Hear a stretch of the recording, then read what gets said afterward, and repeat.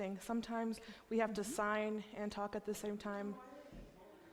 Well, some people don't understand it. They give us a high. We're like, sorry, muscle. Like put it. Or how about the time when we had it all set up just perfectly? That was just Christmas service, and all of us we had the candlelight service, and we were all holding candles, and that was supposed to be last. The pastor decided to switch two things: the ending song and the candles. So we were trying to sing choir with a candle in our hand. We were singing a song with a candle in our hand, signing one-handed, and then at the end we had to do worship. And then your hair is getting you're like deaf students. What we would do is we would actually wait for them to finish eating first, and then we would move on to the next part. So, daughter, I want you to stay where you're at unless you're asked to come out of it. Because right now, Sign one-handed. and I can see them. Pay attention to the person. It'd probably be easier if we set up like those 4 gray chairs, 5 gray chairs. You do, but it's a lot easier to talk with your mouth full. Because you can eat and chew and just sign.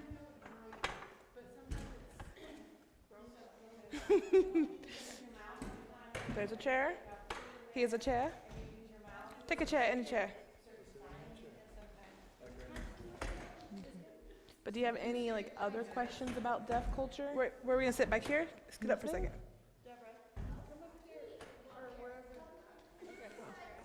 Cool. Sorry, throwing it.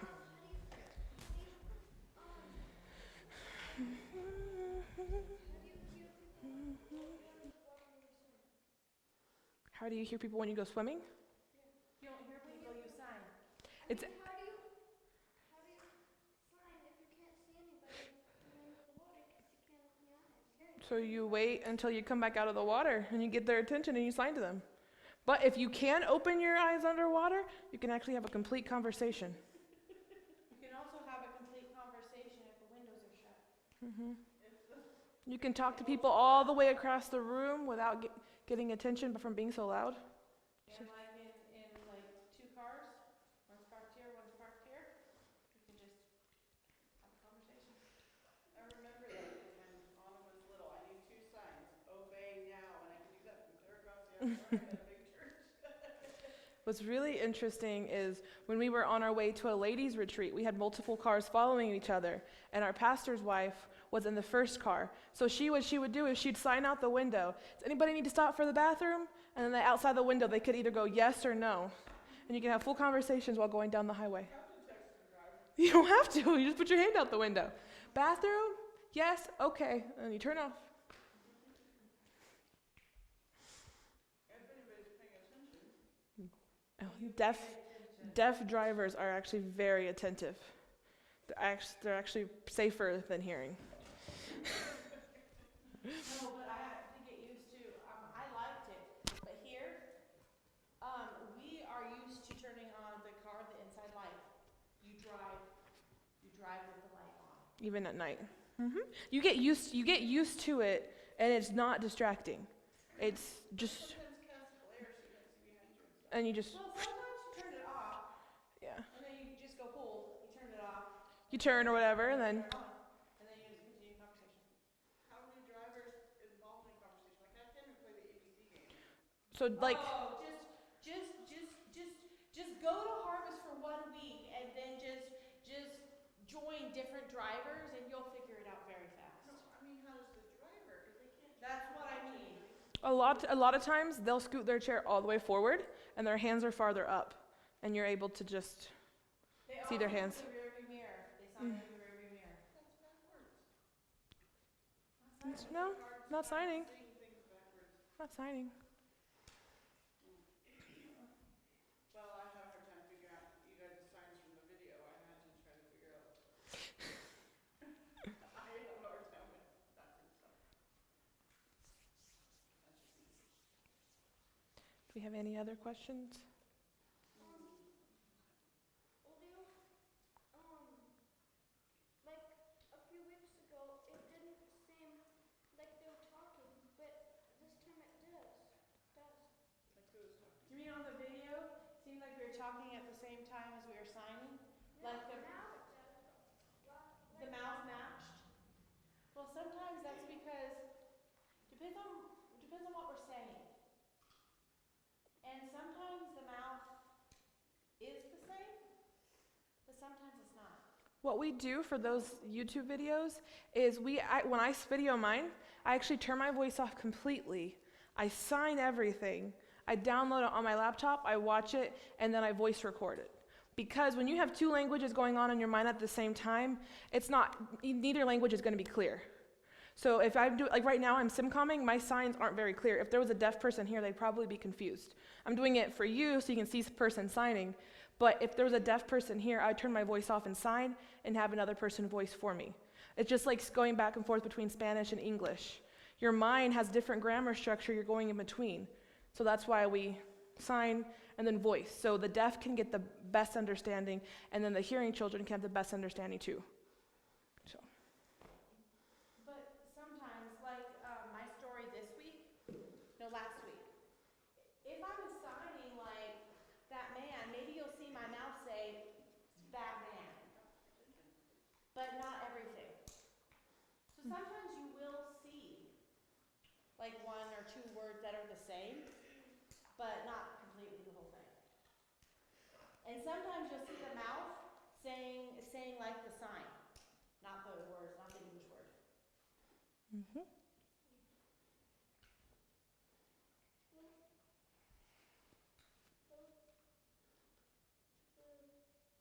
Yes?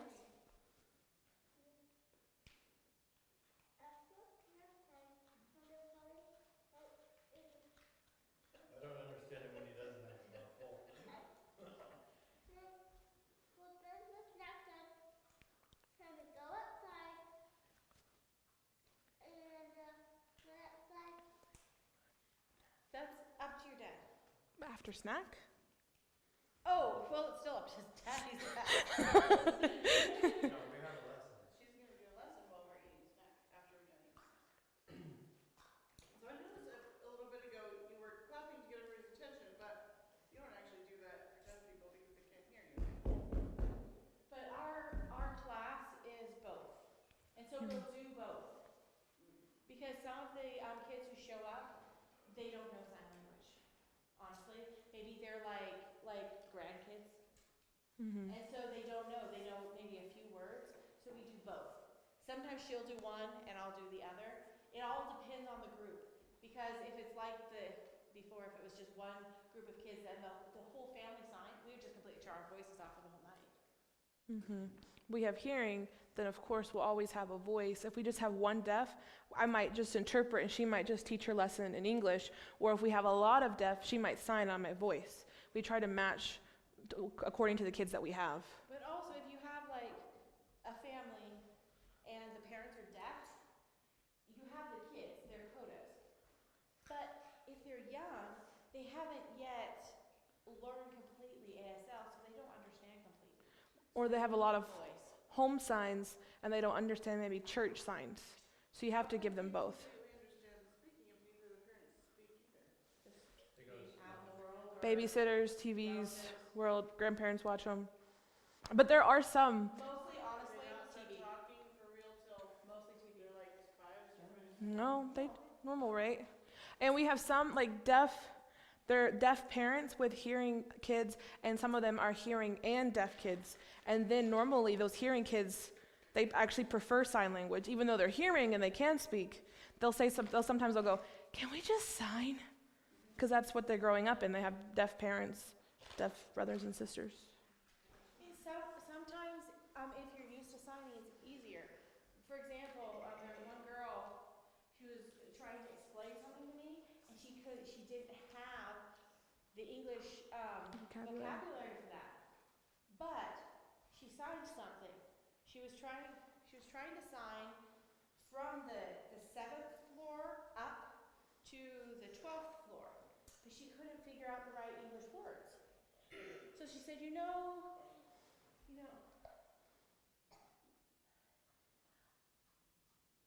See? So she could explain it with signs. And it was very clear what she was saying. So She couldn't figure out the English words? Those are things that they learn going to school, going to library, stuff like that. When they get around the hearing world, they pick it up. We could start speaking English that you wouldn't understand it. Well, like a missionary said once when they had been on the mission field so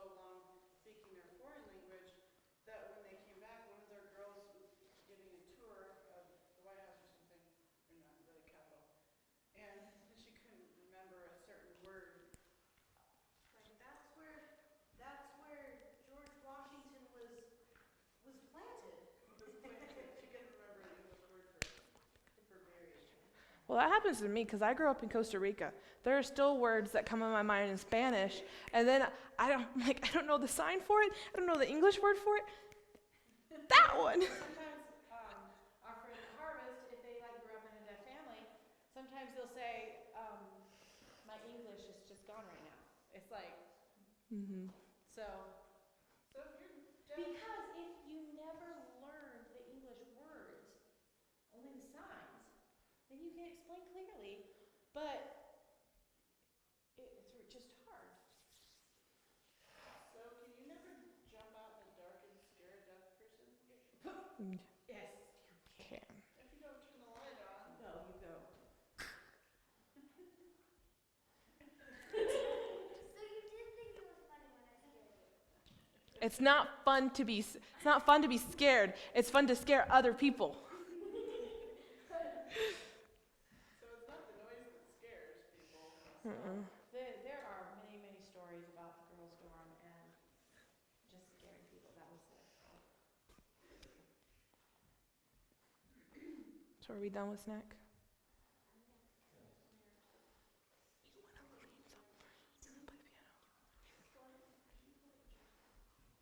Okay. So we're gonna go ahead and sing a song. So what you have to do is you have to stand to sing. She's gonna play the piano, and I'm gonna be signing it. But you have to also sing with your voice, Ruth. I will do my best. Okay. I'll play the chorus again.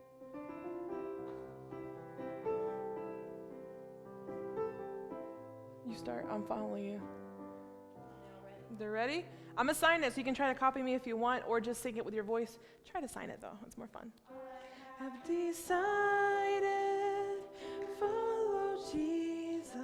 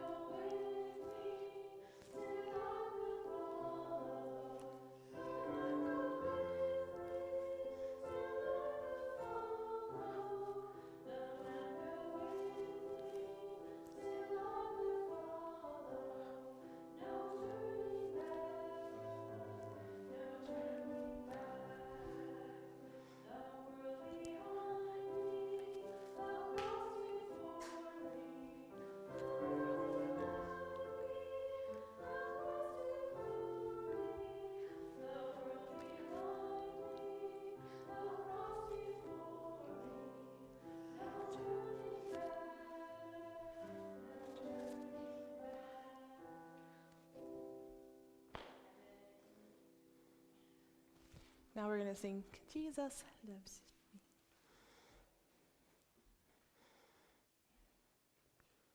How can you sign?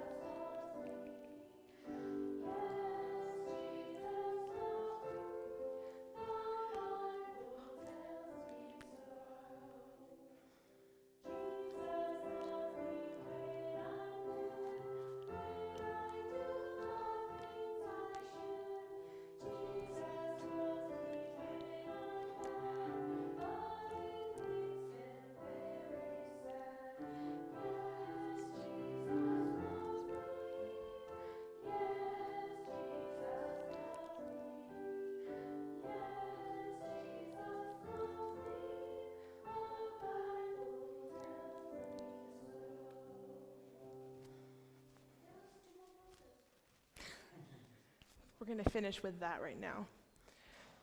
So we're going to go ahead. Yes?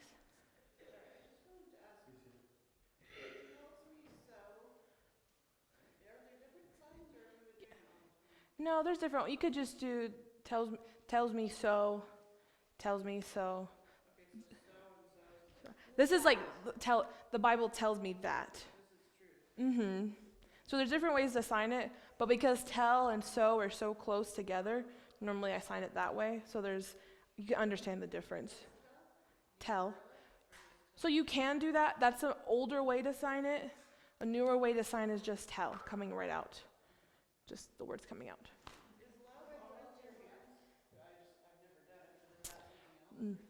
So this actually has the connotation more of mercy or compassion, and when you close the fist, it means love. Bear scratches. Mm-hmm. So now Ruth and I are going to sign a song for you guys, because this is what we would do if we were like in church or something. We would have music playing in the background and we would sign it for the deaf. But what we're going to be doing, it's a little bit of a drama or skit with the song. So you're going to see, give the track. You can give it back to me. Okay. So you're going to see she's going to come up to me, and there's going to be no words going on. It's just going to be music in the background. But it's kind of showing the song to the deaf to help them understand. She's going to come up to me and try to hand me a track. And then I'm going to say, yeah, I'm already saved. And then I'm going to, with the music, tell her my story. And then she agrees with me. And in the next verse, she sings her perspective. And that's how we do a lot of songs for the deaf, because it helps them understand clearly the meaning.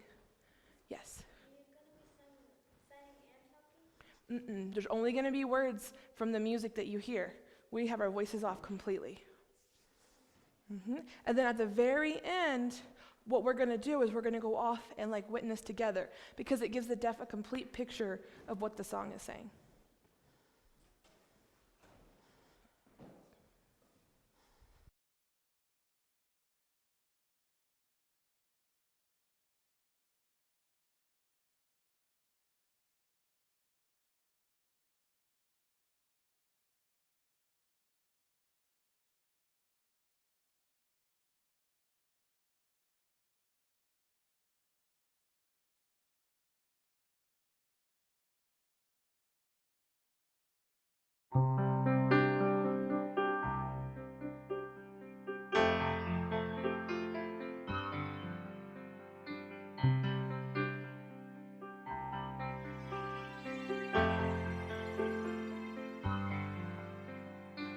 I used to think that my way was the best that I could do. I thought I had to lean on all the things I thought I knew. But I found my way was hopeless, and my well of life ran dry. And that's why I said goodbye. Goodbye, my way. Hello, God's way. Goodbye, empty world. Hello, Jesus' love. Goodbye, self, and goodbye, sin. Hello, peace and joy within. Goodbye, my way. Hello, God's. My way was evil,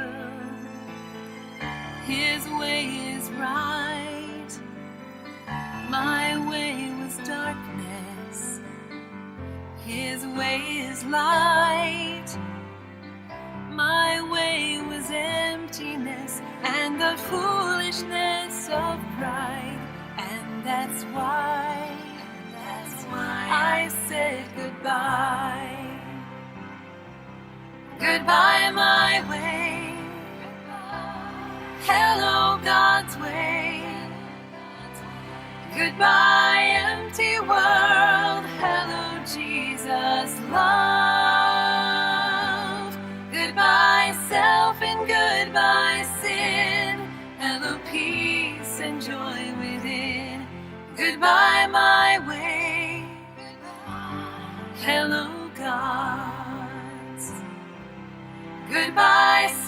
and goodbye sin. Hello, peace and joy within. Goodbye, my way. Hello, gods. Goodbye, my way. Hello, gods.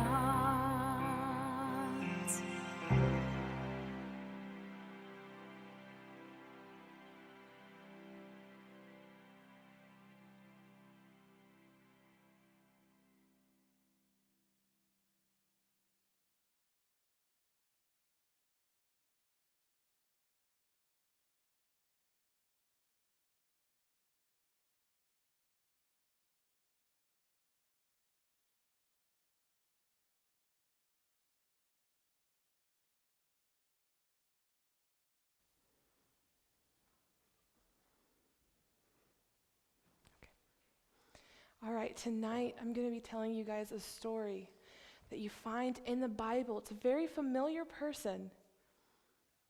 Now, this story tonight about that person, it's from her perspective.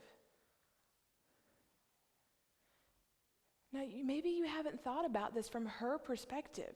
A lot of times we just read the story, but maybe you've never thought about it. Now, we're going to be talking about Rahab. And we're going to sign her name like this. And you might say, why am I signing it like that? Well, the reason we sign her name like that is if you remember, she put the rope out the window. Remember that red rope? So that's why we sign her name like that, so that we can identify her. So, hi, my name is Rahab. And I just wanted to tell you guys a story.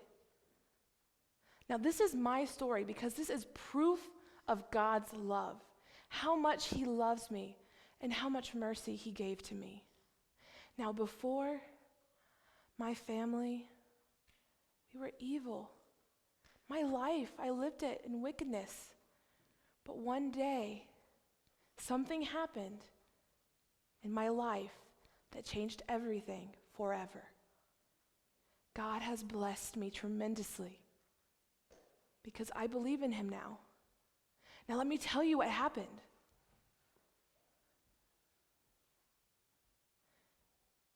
We had a specific group of people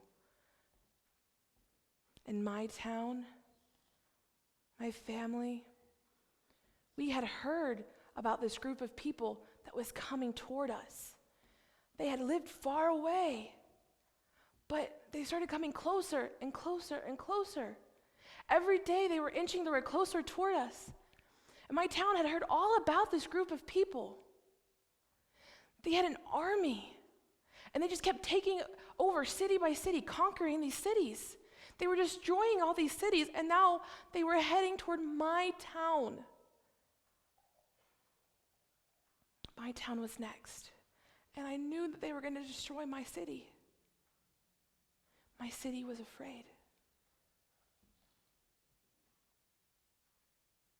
Now, my town had a huge wall. And I don't know if you know, but the cities back in the day, they had a wall around them to protect them. And it was a very tall wall. It was big. It was very wide. You could build your house on top of that wall.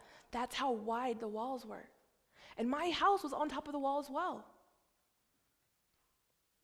That means I could look out beyond the city. I could see it far off. And one day, I was outside my house, and I was looking, and I saw something far off.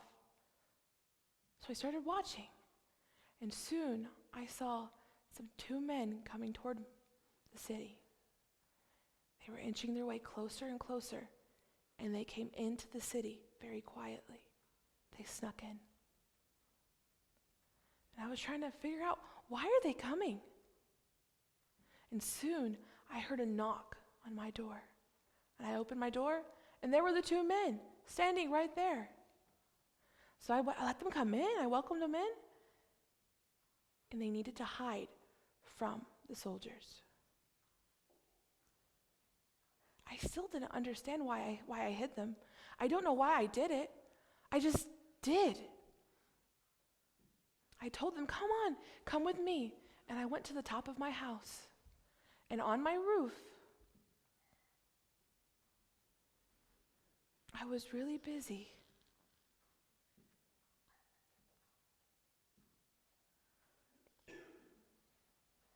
And I had a huge pile of grain and different things on top of my roof. And I told them, come, I want you to hide in here. And I covered them. They got inside, and I hid them.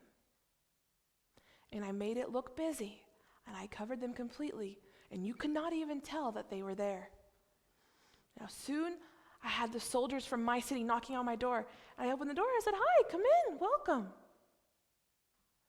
And the two of them asked me if I had seen 2 spies. I told them I hadn't. Now you have to understand, I wasn't saved yet, and God has forgiven me for that lie. But back to my story, the soldiers, they looked through my house, and they couldn't find the spies, and they left. And boy, was I relieved, because I was hiding these spies, and I still didn't even know why I had done it. And these 2 men, they stayed, and they needed to escape. And I told them that they could climb down my window, but they needed a rope. So I found a red rope. I picked it up, and I put it outside my window. I lowered it down. And it was night, so it was dark. So they were safe. They could escape. So they started to climb down. So they could climb down. I secured the rope so that they could climb down. And the 2 men started to leave. But I told them that I wanted them to promise me something. I told them, I know your army is going to come to my city and destroy my city. I want you to promise me that my family will be safe. The 2 men said, because you protected us, God will protect you. But I want you to understand something. God will protect everybody inside of this house. Your family, anybody that is inside your house will be safe. Only if they're inside. If one of your family members leave, they will not be protected any longer. They will die. Is it clear? Do you understand? I said, yes, I understand. The 2 men left. And now, they didn't tell me how many days it was going to be before they came back. So I waited and waited. I told my family, we need to be ready for Israel, this group of people, to attack. So one day, I was at my house and I was kind of looking out again, and I saw the army. They were coming toward us. So I told my family, I said, I need you to get ready. You have to stay inside the house. We'll be protected in here. And we closed the door, and I told them to stay. And we saw the army from this group of people inching their way toward us, getting closer and closer and closer. And I was afraid. I didn't know what to expect. I didn't know what was going to happen. My family, we were all afraid. But they were getting closer and closer and closer and closer. And then they stopped. I wasn't sure what was going to happen. I didn't know if they were just going to come in and attack. I had no idea what to expect. But I watched them, and I saw them. They just lined up. In front, there were some men in front with the trumpets, and they just got in a line. I was like, well, that's strange. So I just started watching them.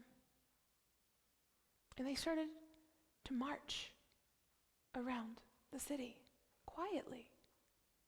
They were just marching around the city. So I was watching and watching. I just kept watching. And then they just disappeared. I was like, well, that's strange. And I was waiting for something to happen. And then I saw it again. They did it again. They marched around the city. And then they stopped. Now I was scared, and I was waiting for something to happen. And I had to make sure that red rope was still on the window. Because those two men had told me that red rope must also be in the window. I couldn't take it off. So I checked. My rope was still secure. It was there. So I was waiting. But the army just left. It was really weird. And then the next day, I woke up and I looked out. I saw them again. They got closer and closer and closer. They lined up and they marched around the city. It was so strange. It's the first day, second day, they did it again a third day, a fourth day. By the fifth day, I didn't even pay any attention to them anymore. It was just so weird. The sixth day, they did it again. But then, on the seventh day, I saw they got closer, they lined up, they marched around the city. I thought, here we go again. So they marched around the city, and they were going to disappear. So I saw them line up, they marched. But they didn't stop. They kept marching around the city. Now, I was intrigued again, so I started watching them closely. I was like, okay, get ready. And they marched around again. They didn't stop. They kept going around the city. They did it multiple times. The fourth time, the fifth time, the sixth time, and then the seventh time. Then they stopped. Now I knew something was going to happen. I just knew it. So I made sure all my family, I was like, okay, are we here? We checked the window. The rope was still there. We closed the door. And then I heard this loud screaming and trumpet sound. And then all of a sudden, everything started shaking. It was like an earthquake. I didn't know what was happening. Everything was just falling all around me. We were on the floor.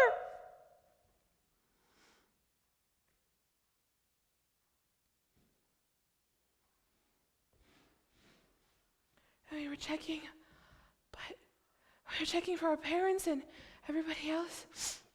And everybody's okay. And we were trying to figure out what just had happened.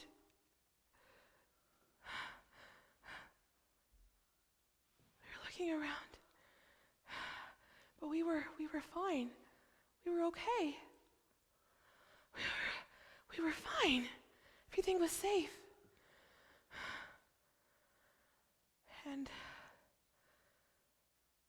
But we looked out the window. Our whole city was destroyed. Our friends, our neighbors, they was gone. They were killed.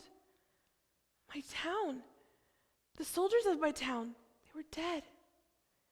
It was awful to look around. The whole wall had fallen down except my house. Everybody inside was okay. But now, my family and I, what were we supposed to do? What were we going to do? And then we heard this knocking. I was afraid. So slowly, I walked toward the door. I opened it. What was going to happen next? And there were the Israelite army. They said, we want to become your family. You can join us. You can join us. It's up to you. You have to decide. And that day, my family and I, we became part of that group. And later, my family was part of the lineage of Christ. We were able to be a part of that. And you might think, why were we given that privilege? Because we decided to believe in God and His grace and His mercy. I'm proof of that. I was a sinner, but God forgave me. He forgave all of my mistakes. And I was able to start a new life. And the past, it was gone. And now, from that day on, I was able to serve the living God. And I'm so thankful to God for his love and his mercy and his grace.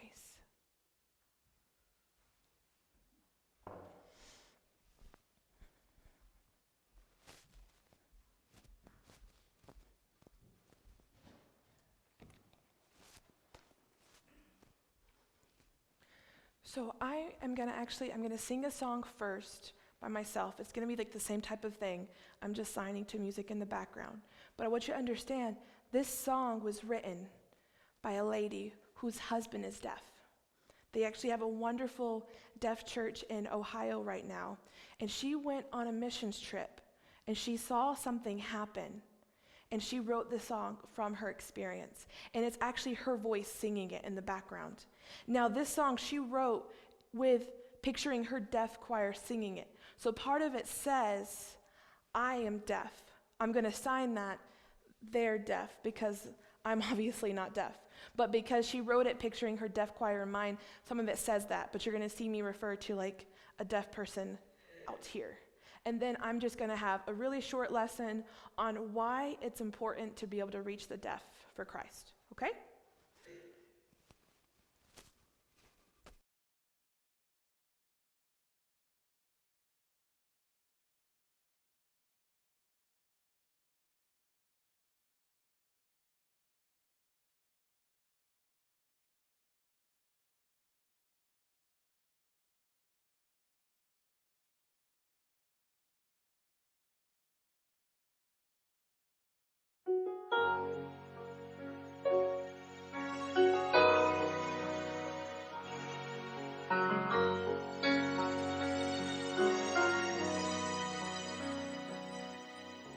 I saw a little boy shuffling sadly down the street.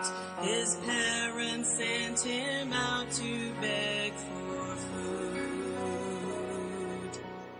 People just passed by him and he gave up in defeat. He started weeping in the street right where he stood. I walked right over to him to see what I could do. He looked at me with sorrow in his eyes. People said, don't waste your time. That boy, he cannot hear you. Then the deaf boy raised his hands and he cried, I am deaf, do you care that my soul is lost? I can't hear with my ears, but with my heart. Won't you please learn my language so that I can be saved? I'm a deaf boy, do you care? In the Bible was a deaf man whom the people brought to Jesus. They asked the Lord to put his hands on him. Jesus spoke and gave the word, and then the man could hear. Then he straightway spoke and glorified the King. But here at home and other lands, there are deaf by the thousands who've never heard the simple gospel plan. Won't you listen to God's call and get to know these precious people? In the darkness round the world, they still are dying. We are deaf, do you care that our souls are lost? We can't hear with our ears, but with our hearts. Won't you please learn our language so that we can be saved? We are deaf souls, do you care? I am deaf and someone cared that my soul was lost. I couldn't hear with my ears, but with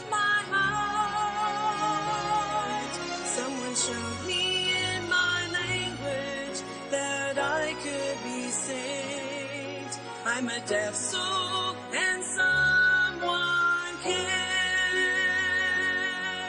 Won't you please learn our language so the deaf can be saved? We are deaf souls. Do you care?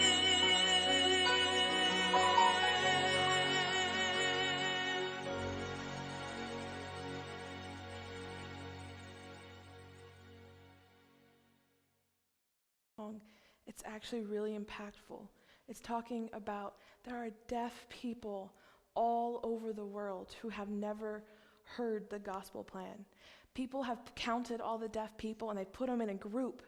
And if you compare it to the continent of India, or the country of India, if you compare it, there are more deaf people who have never heard the gospel than everybody in India as a whole. That's how many deaf people there are all over the world that have never heard the gospel. If you think about it, deafness is actually more of a handicap than blindness or being a cripple or any of the other ones. It's a spiritual handicap because if you're blind, you can hear the gospel maybe on the radio. But if you're deaf, a person actually has to be willing to show you the plan of salvation. And I have really fast, that song was talking about the deaf man that they brought to Jesus, and I'm just going to read it for you. And it says, and they brought to him one that was deaf and had an impediment of the speech. And they beseeched him to put his hands upon him. And Jesus took him aside from the multitude and put his fingers to his ear and spit and touched his tongue. Now, what you think about that, what it says is, the first part says, and they. So even in the Bible time, there were people who cared about the deaf. Somebody had to be willing to take the deaf man to Jesus. So we don't know who the they was. It could have been a neighbor, could have been the parents, could have been a brother or sister. We don't know who they is, but someone, even in the Bible time, cared about the deaf. It says, and they brought him, it's talking about the one deaf man. Now think about it. Somebody cared about the one deaf man. How many deaf people do you think were back in Jesus this time? You think there was only one? One? You can talk to me. You think there's only one, that's it? No, there was probably more. So what happened to the other deaf? Was there somebody who cared about them that brought them to Jesus? That's what we have to think about. There are all these deaf people all over the world. We might think, well, a missionary can reach them. They can, but how many missionaries know sign language? How many do you think? You think there's a lot of missionaries learning sign language? Not that many. Not that many. So that's why we, especially our college at Harvest, we're emphasizing training people to reach the deaf. Now, of course, we reach hearing too. When you're reaching the deaf, the hearing ministry is automatically included because they have parents who are hearing or brothers or sisters. But we're also trying to encourage other missionaries to learn sign language. Because you might meet one deaf person, just like the Bible says, the one deaf man. Even if you meet one, we want you to do everything you can to show them the gospel. You don't have to know signs very well. You can write them on paper and say, do you know about Jesus? If you meet a deaf person, to take advantage of that. I also want to show you the next part. It says he took him away from the multitude. Did you see that? And he touched his lips, and then he touched his ears. Do you know what the sign for deaf is? Have you seen me sign it? Deaf. Deaf. If you see that, Jesus actually used sign language with the deaf man. He touched his lips, and he touched his ears. So Jesus took him apart from the crowd, and he communicated with him on a one-on-one level. And he used his language. When Jesus would heal the blind people, you see it too. He would actually touch them and pull them aside. He would do whatever he had to reach that specific group of people. Jesus, he didn't witness the same way. So when we meet a deaf person, we want you to be ready to be able to share the gospel with them because that is so important. Just because they can't hear doesn't mean that their life should be lost forever. So we want you to be able to do whatever you can. You can, like I said, you can write. If you have a phone, you can even text them. Did you know that? Many of them can read. If you can't, you can say 1 second. You can pull up a video on YouTube and show it to them. Or you can say, I know somebody. Give them some, you have an aunt, Ruth, who knows sign language. Get them in contact. We want you to do whatever you can. Jesus, he pulled them apart. He communicated one-on-one. They used gestures. You guys can do that too. That's what we want, because reaching the deaf people are so important. We can't just exclude this one group. And that's what we want to share with you. And that's what your Aunt Ruth and I really wanted to share with you guys. That's why we go to a deaf college. That's why. Because they need to be reached too. That's why I'm studying missions in college. And we need more people willing to be involved with deaf. It doesn't mean God's going to call you to deaf ministry. God doesn't call everybody. God calls people for different things. And he makes them a specific way to reach specific people. But it doesn't mean that we might never meet a deaf person. So we just need to be ready for when we do meet them.